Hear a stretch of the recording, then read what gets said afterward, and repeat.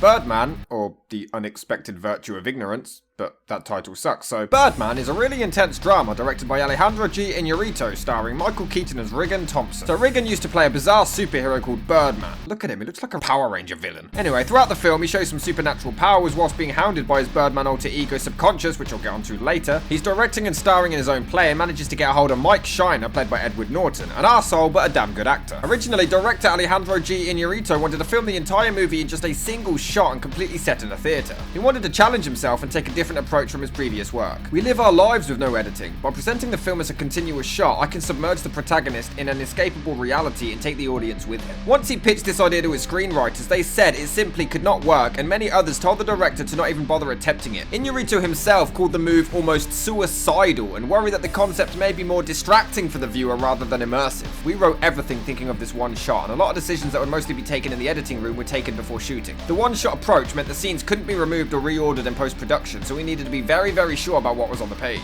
Of course we can do that. You have to be an idiot to do it all in one shot. You have to be an idiot to attempt it. It takes a great deal of ignorance to not pay attention to the difficulties, and I think you're gonna do this. Birdman looks like a good idea now, but at the time of production, we didn't know how it would land. When it came to casting, despite Michael Keaton fitting the part perfectly, they didn't actually have him in mind, and they were looking elsewhere. However, he was picked up for his depth and variety of acting styles. Michael had heard about this project beforehand and quickly made contact to find more details. He and the director went out to dinner to discuss the screenplay, and Michael Keaton literally asked him, "Are you making fun of me for my role in the Batman films?" Yes! Once the director explained the role's technicalities and everything behind it, he agreed to play the part. Michael Keaton called it the most challenging film he's ever done, and weirdly said the character he played was actually the least like himself he's ever performed as. Really? He was fucking drunk, man. It's okay, Michael, because Edward Norton's character was also based on himself and satirically making fun of how difficult he is known to work with. He was literally adding his own interpretations and ideas to the screenplay, whilst his character in the film was doing the exact same thing. However, Josh Brolin was originally selected for the role of Mike, but they had to recast due to scheduling conflicts. The role of Sam was originally offered to Margot Robbie, who turned it down. Lily James, Emilia Clarke, and Blake Lively were all considered until Emma Stone won the part. Are you fucking kidding me? No. To prepare for this incredibly daunting task, they built a proxy stage in Sony Studios in LA, used a camera and some stand-ins, and practiced the shots themselves just to see if this could actually be done. There was no room to improvise at all. Every movement, every line, every door opening, absolutely everything was rehearsed. This took balls. I know Alejandro was very adamant about kind of keeping the rabbit in the hat and not being super specific about how it was shot, but I will say it took a lot of rehearsal and it was all very specific. There was no luxury of cutting away or editing around anything. You knew that every scene was staying in the movie, and like theatre, this was it. This was your chance to live this scene. Eventually, they worked out every aspect, including designing stairs wide enough for the Steadicam operator's feet, and once everything was timed, filming finally began at Kaufman Studios in New York in the spring of 2013. Every day shooting would start with rehearsals, which would usually last the majority of the morning before actual filming would finally start, and a scene would literally have to be cancelled and start from scratch for even the tiniest of mistakes. Emma Stone admitted there was a 6-minute take when Michael Keaton first meets Mike, and the scene was ruined and had to be started over, only because Emma walked around the corner too quickly. They were started over if the rhythm didn't feel right or the director wasn't happy with the framing. Normally in a movie production, half the people could check out due to repetitive aspects, but during the shooting of Birdman, everybody's on, the whole thing, and you're all on pins and needles because you're all relying on 40 other people to not drop the ball. Michael Keaton and Edward Norton actually kept track of who would mess up scenes the most. My beloved Emma Stone made the most mistakes, and Zach Galifianakis, playing Birdman's manager, made the least, but even when he did mess up, he managed to play it off so well that it was actually kept in the final film. How's that feel for truth, you dick? The whole process was wonderful. It was possible to hear the filming of a sequence from far away before the camera even arrived, and then the magic happens with you, and then everything leaves you and everything's silent. Once we successfully completed a take, I've never ever been on a set where every day ended with an enormous, authentic sort of cheer at having made it. You're waiting for the scream from Inarritu, and everybody was incredibly excited. Intimidating, isn't it? Editing of the film only took 2 weeks due to the long takes, but there's actually visual effects for 90% of the picture, but most are subtle, stitching shots together so well you can't see the cuts. Now, I'll be honest, I first watched this film and I didn't really like it. The cinematography impressed me, but I found the story so dull and boring, but I wanted to see just why it is so loved, so I watched it again and I liked it a whole lot more the second time around. Now, this one-shot concept was done before in 2002 with Russian Ark, a movie that utilized the Steadicam for a single 96-minute shot, so it's not necessarily new, but this movie has a lot more going for it than just that. This isn't a gimmick for the sake of a gimmick, this fits with the whole play story arc and it fits the style of the movie so well. I spent the majority of the film trying to spot a cut and I couldn't see any. Like right here, a vase hits a wall and there's no cut or transition, and yet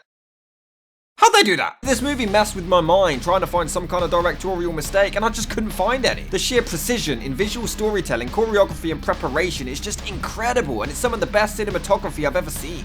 And I didn't want to tell you this, but Martin Scorsese is casting his new film. He mispronounced Scorsese, though.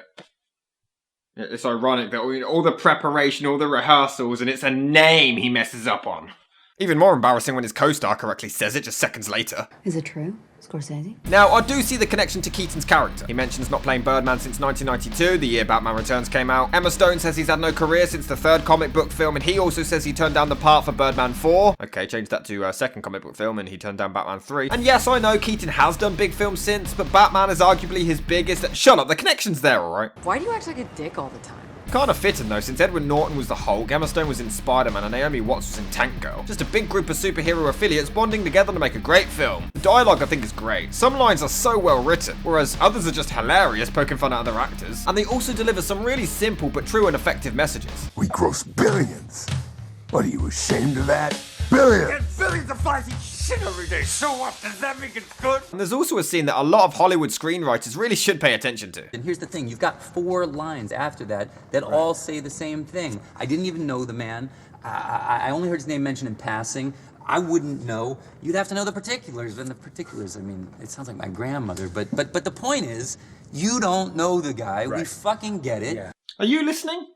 The characters, I think, are very well rounded. Now, Sam literally calls Mike an arsehole who intentionally antagonizes people for sport and then later asks for some sexy fun. At first, I hated this message, but the movie shows us that she's neglected from her dad and has serious father issues. He treats her like garbage and ignores her whilst giving her shitty jobs to do and treating her like a colleague more than an actual daughter. It's not an excuse, but it's common human behavior that this Mike arsehole is the only guy in this damn studio that pays any attention to Sam. Regardless of how much he's a prick-faced bellend, she likes the attention and it's a very, very real reaction. Or she's just doing it to piss off her dad. Either way is logical. You're not funny. The Mike character is also quite human. He gets drunk, causes scenes, has arsehole moments, but when Sam asks for sex, he actually turns it down and doesn't take advantage of her loneliness and clinginess. He has his limits and even starts to transform by the end of it. Honestly, both actors do a tremendous job throughout, and I kind of wish we had more time with them. Although, the agent clearly says that Mike sells tickets and will make the play a huge success, but not once is he ever used as a selling point or the marketing campaign, and he's never once recognized in public, but Michael Keaton is. That doesn't make sense.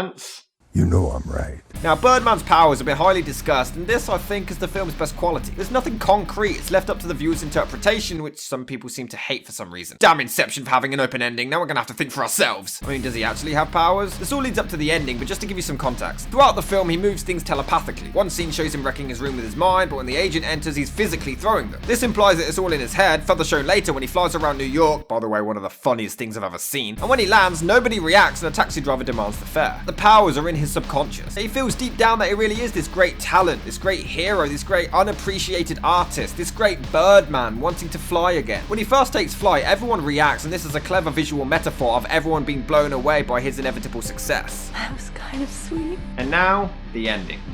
Right, so the opening day of the play, Keaton takes a real gun on stage and, to make it more real, a lesson delivered earlier by Norton, he shoots himself for realsies. He gets some mind-trippy visuals and he wakes up in hospital having shot his nose off. How? This gun is clearly pointing to his temple. No way did he shoot his nose off. It's pathetic.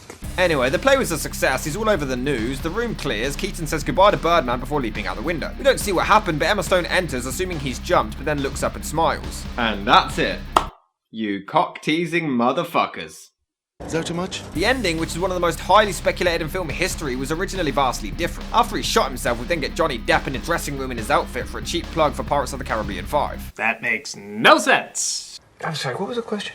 Luckily, the director admitted that this ending was complete dog shit and it was changed. At the ending of the film, it can be interpreted as many ways as there are seats in the theatre. He did admit, however, that this ending came to him in a dream. There's many interpretations, that his powers were real all along, so Sam is watching him physically flying, but I'm pretty sure you wouldn't smile, you'd be more like, holy shit, my dad is flying! Guys, look at this, Instagram this, holy fuck, my dad's look, he's like 60, he's fucking flying, man, look! Are you drunk? Others think it might be a dream or fantasy of Sam's, or that the powers were a part of his imagination, but Sam has the same, schizophrenia as him and is therefore able to see it too? And then we get to the most, in my mind, logical idea. What is that? He actually killed himself on stage. The final scene is a hallucination by either him or Sam, take your pick, of his success. It's the only one that makes sense to me, but interpret it however you like, there's no real answer. I think this film was really good, incredible to look at, the acting is all around amazing. Michael Keaton completely steals the show, and I'm really behind this character's journey. I really sympathize with him, I really feel accomplished when we get to the end. Honestly, it's a really heartwarming story that keeps you engrossed throughout, and it really feels beneficial when he finally makes it. However, there are some plot points that are entirely pointless. Norton makes the moves on Naomi Watts during the play, and when this woman is consoling her, they make out. For no reason. It goes nowhere and it leads to nothing. It is completely pointless. That wasn't an accident. Later on, Keaton compliments Naomi Watts and then the other woman feels left out and says that he's never been that sweet to her. Again, this leads nowhere. It looks like it's set up for a plot device later, but it doesn't. It doesn't come. They're just randomly put in for no reason. I also feel like a lot of scenes outlived their welcome and could have been trimmed. It's a 2-hour film that I think could have dropped 15 minutes or even could have spent those 15 minutes on developing more time on those scenes you put in for no reason. I do think a film that handles the whole struggling artist style a lot better is Charlie Kaufman's adaptation. But this is still a really good movie and definitely worth your time.